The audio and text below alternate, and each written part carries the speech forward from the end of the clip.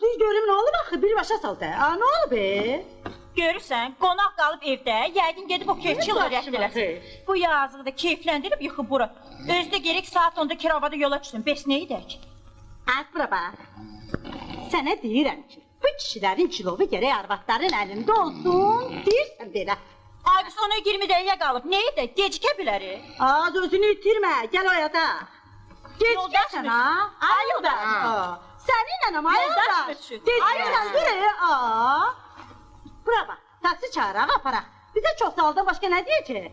Dur, ayağa penceyini gətirin. Allah hətmi döysün. Bu zəhrimarı içəmimizdən az işdə. Xəmir kimi elə yayılır ha. Heç bilirsiniz, mən hara gedirəm? Çamadanı qaldı. Mən götür. Ana bu bilgi sana ana. Gel işə Qatarın yola düşməsinə 20 dəqiqə qalıb geçti. Darıxma, çatarıq. Odur, bax. Dayan. Hay yoldaş, Qatara geçkili bizi aparar. Hoş geldin. Sürün. Hə, buradır. Geç görək, geç. Ana bu bilgi sana ağzına qurban mən olurum. Allah, Biletinizi xahiş edirəm. bu saat. Al baba. Yoldaş Pravadnik, xahiş edirəm, şeylərdən müğayət olun. Hoş. Hamının başına gələn iştiray qardaş.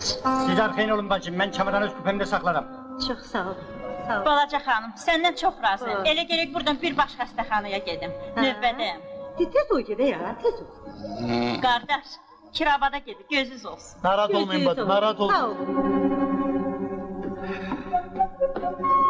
Bey, çemedanan. Pencekte yoktur. Bəs bu necə oldu? Evim yıkıldı. Cemil! Ay Cemil! Mürşid, necə oldu? Qutardan maşın Dostundan çemedanan. Bu doğru necə oldu?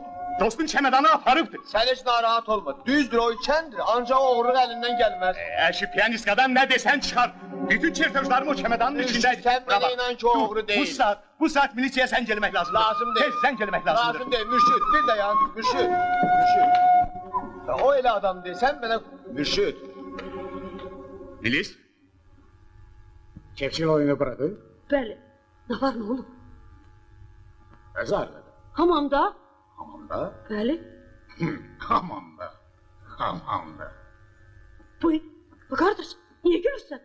Boy, bəlkə yıxılıb, bəlkə başına bir iş gəlir. Öyle şey.